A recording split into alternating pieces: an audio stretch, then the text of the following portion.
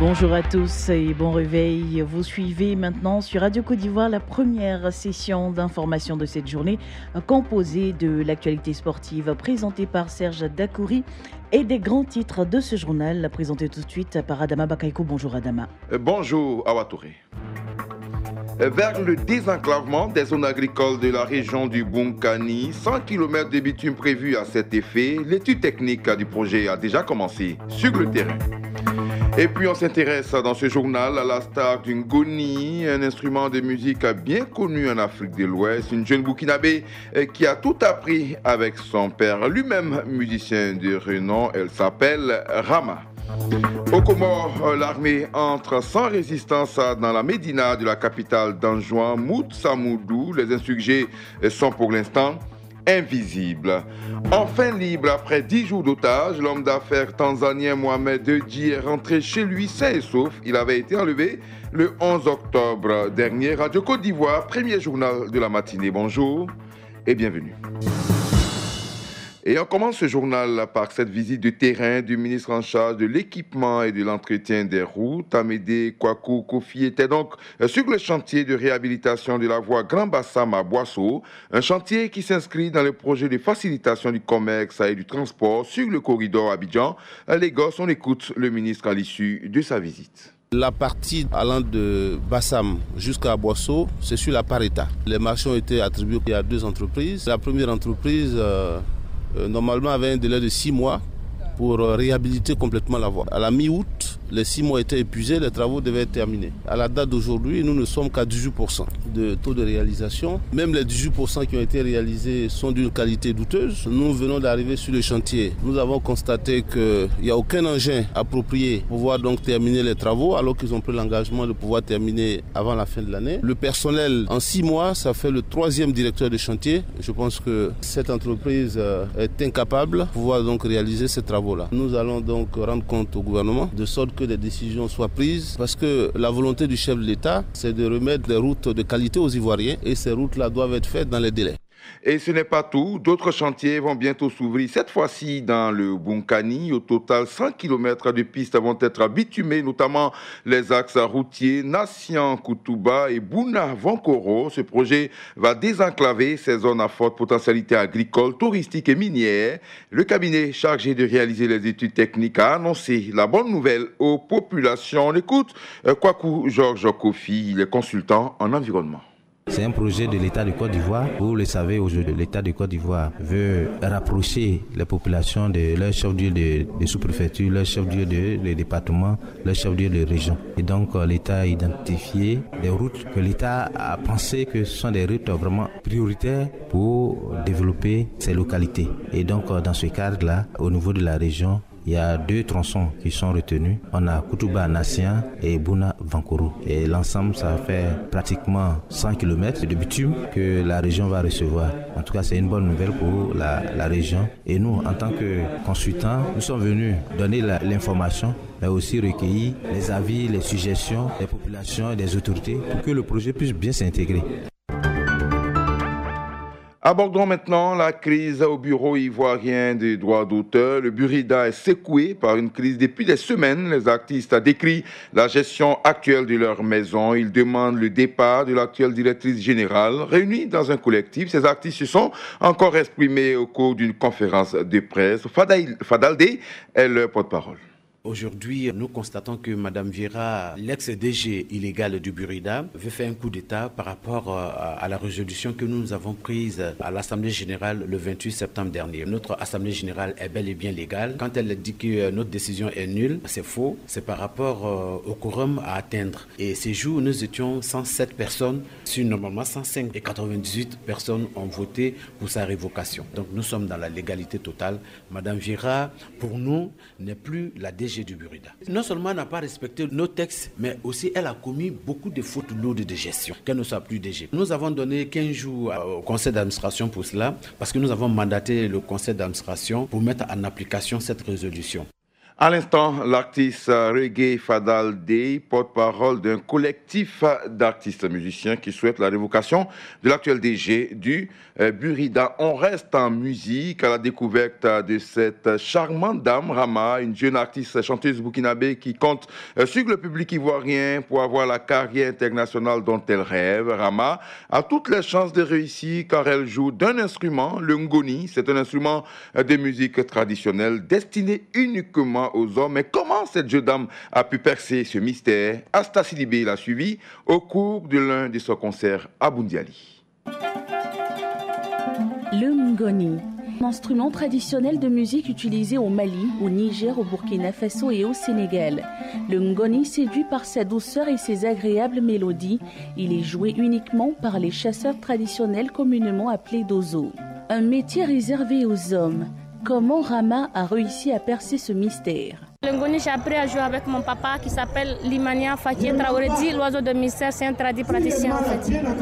Mon papa avait son groupe, j'étais encore toute petite. Chaque fois qu'il partait dans ses concerts, moi je le suivais depuis à l'âge de 4 ans. Quand il partait dans ses concerts, arrivé 5 minutes avant qu'on l'annonce sur scène, tous les musiciens, tout le monde part. En voulant aider son père, elle finit par lui donner un succès international. J'ai dit papa, comme c'est comme ça, chaque fois il y a des trahisons partout, donc tu peux essayer quelque chose avec moi. Il m'a dit non, que je suis toute petite, je ne peux rien faire. Et pourtant, cette jeune femme va faire montre de ce talent en surprenant son propre père. Il y a un instrument qu'on appelle le criant, qu'on joue avec le ngoni. Je savais jouer ça un peu. Je pouvais chanter aussi. Donc je l'ai proposé, il m'a dit non, j'ai insisté et il m'a dit d'accord, si on monte et que tu échoues, arrivé à la maison, je vais te frapper. Il a dit il n'y a pas de problème papa. On lui a annoncé, il est monté, je suis montée avec le criant. Voilà, on a commencé à jouer, fini le concert. En fait, les gens étaient impressionnés par une petite fille avec son papa qui joue. Depuis là, il a commencé à avoir des contrats pour Europe. On a beaucoup voyagé. Depuis là, il dit que lui ne va plus jouer avec un autre groupe encore. Lui va former son groupe de famille. Alimatou Diakité est un bout de femme forte, 1m65. Elle réussit à dompter un public exigeant. Elle a du charisme et sait donner de l'émotion.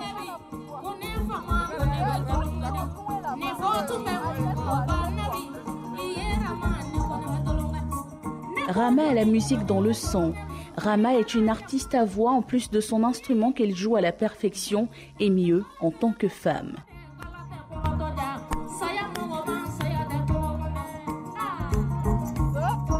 En 2008, elle participe à Faso Academy. En 2011, elle sort Mounion, qui veut dire patience, son premier album de 11 titres. Actuellement, elle prépare son deuxième album.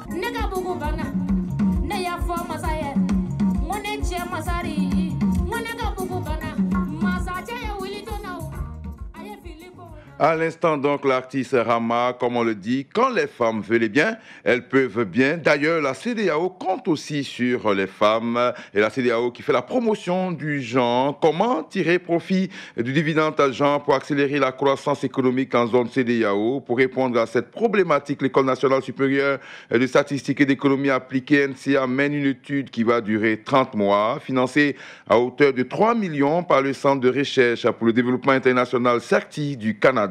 Cette étude vise à mettre en place des plans d'action destinés à optimiser les contributions des femmes de la sous-région à la croissance économique de leur pays. La présentation officielle de cette étude a été faite vendredi en présence de Kabaniale, ministre du Plan et du Développement. Marraine de cette cérémonie, elle situe ici les enjeux de cette étude. La perte de croissance économique par habitant imputable aux inégalités de genre est estimée à environ 0,9% du produit intérieur brut par an en Afrique subsaharienne. L'intérêt de ces travaux de recherche vise à prendre en compte le dividende du genre dans l'élaboration des politiques publiques et trouver des voies et moyens pour lutter contre la réduction des inégalités socio-professionnelles, encourager la participation des femmes au marché du travail, vulgariser la budgétisation sensible au genre et la croissance économique. Ce sera l'occasion pour les chercheurs de l'NCA de conduire des analyses rigoureuses pour mettre à la disposition des responsables des politiques publiques des recommandations utiles à la prise de décision. Actualité hors de chez nous, d'abord en Tanzanie. Enlevé le 11 octobre dernier à Dar es Salaam, Mohamed Dewji est rentré chez lui sain et sauf. Il a remercié la police et tous ceux qui l'ont soutenu à travers le monde et œuvré pour sa libération. Mohamed Dewji dirige un groupe présent dans les domaines de l'agriculture, de l'assurance, des transports et de la logistique. Considéré comme le plus jeune milliardaire du continent africain, Mohamed Dewji, 43 ans, avait été kidnappé par des inconnus il y a un peu plus d'une semaine, le matin, alors qu'il entrait dans la salle de sport d'un hôtel de la capitale économique de la Tanzanie. Sur les conditions de sa libération, il y a peu d'éléments. Sa famille avait offert plus d'un demi-million de dollars, environ 250 millions de francs CFA, à quiconque permettrait de retrouver l'homme d'affaires. On ignore si une rançon a été payé. L'armée comorienne est finalement entrée sans combat dans la médina de la capitale d'Anjouan, Moutsamoudou, hier après-midi. Les insurgés qui s'y étaient retranchés depuis lundi dernier sont pour l'instant invisibles. Les habitants du quartier ont quant à eux enfin pu sortir de la médina. Ils ont pu rendre visite à leurs familles pour les rassurer. En fin de journée, les chauffeurs de taxi ont osé rouler jusqu'au rond-point de la mairie, point principal d'entrée de la médina qu'ils n'avaient pas vu depuis lundi. Un an après sa disparition du Nigeria, le dirigeant indépendantiste biafrais Nnamdi Kanu aurait-il refait surface en Israël? C'est la question que tout le monde se pose au Nigeria. Une vidéo fait sensation sur les réseaux sociaux. Son avocat et son frère confirment lui avoir parlé au téléphone. La vidéo est devenue virale en 24 heures, coiffé d'une kippa et enveloppé dans un châle de prière. Un homme ressemblant trait pour trait en Nnamdi Kanu se recueille devant le mur des lamentations de Jérusalem. Une voix off commente.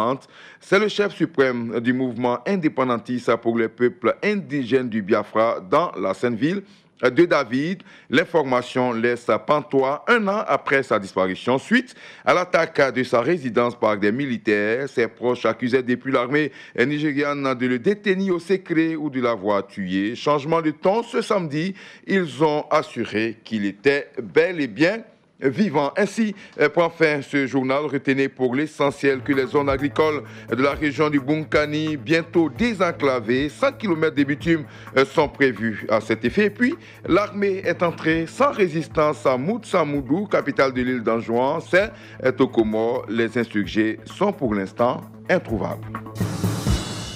Adama Bakayoko qui vient donc de vous présenter, Madame, Messieurs, le premier journal de cette matinée sur Radio Côte d'Ivoire à 7h. Il nous reviendra pour la présentation du deuxième journal de cette matinée. Les sports dans un court instant. Les salons de Radio Côte d'Ivoire. Les salons de Radio Côte d'Ivoire, ce dimanche 21 octobre 2018 de 10h10 à 11h. Thème, la mutuelle générale des fonctionnaires et agents de l'État, MUGEFSI, à l'épreuve des réformes, bilan et perspectives. Invité, M. Kwame Mesmin Komoé, président du conseil d'administration de la MUGEFSI. Les salons de Radio Côte d'Ivoire. Production, Radio Côte d'Ivoire. Présentation, Paul Philippe. Collaboration, Adama Bakayoko. Collaboration technique, David Yaoblé. Les salons de Radio Côte d'Ivoire, un focus sur des questions d'actualité.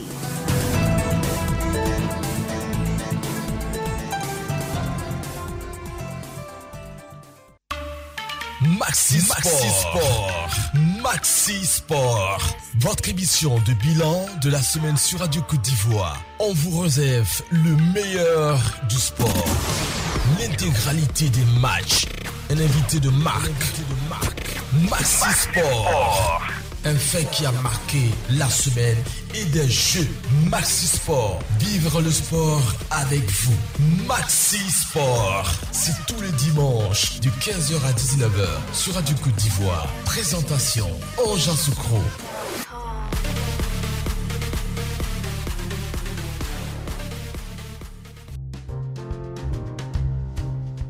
Radio Côte d'Ivoire, les sports d'ici et d'ailleurs. Le journal des sports. Serge Dacoury. Merci de rester avec nous, chers amis sportifs. Les sports reprennent bien sûr leurs droits sur la radio nationale. Tout de suite avec Serge Dacoury. Bonjour Serge. Bonjour à Touré, bonjour à tous.